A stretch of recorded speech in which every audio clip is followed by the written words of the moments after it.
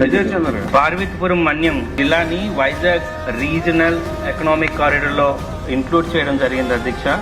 అయితే ఇంక్లూడ్ చేస్తూ ఈ జిల్లాకి అత్యధిక ప్రాధాన్యత ఆర్గానిక్ ఫార్మింగ్ అలాగే ఫుడ్ ప్రాసెసింగ్ కారిడార్ డిపిఆర్ కూడా చెప్తుంది అధ్యక్ష. అయితే కొన్ని ఐడియల్ ఫుడ్ ప్రాసెసింగ్ యూనిట్స్ ని పార్వతీపురంకి తీసుకురావచ్చు.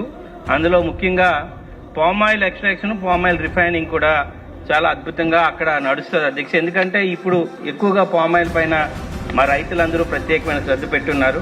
ఇంకోటి అక్కడ బై డిఫాల్ట్ గా క్యాష్యూ ప్లాంట్ అనేది చాలా ఎక్కువగా ఉంటుంది. దాన్ని కూడా ప్రాసెసింగ్ యూనిట్ పెట్టడం, అలాగే పైనాపిల్ అంటే మా పాలకొండ సపరేట్ గా ఒక వెరైటీ ఆఫ్ పైనాపిల్ అక్కడ దొరుకుతుంది. అది లైఫ్ స్టైల్ తక్కువ ఉండడం వల్ల ప్రాసెసింగ్ యూనిట్ పెట్టలేకపోతున్నాం.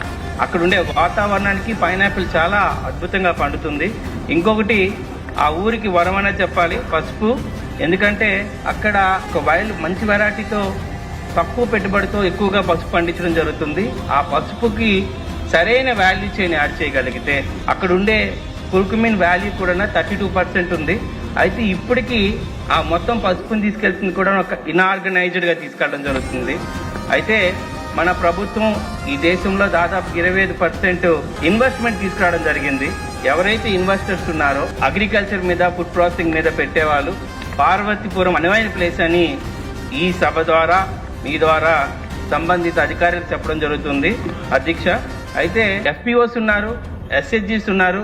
ఈ ఫుడ్ ప్రాసెసింగ్ ఉంటే మనం మహిళలకు ఎక్కువగా ప్రాధాన్యత ఇవ్వడం కూడా జరుగుతుంది.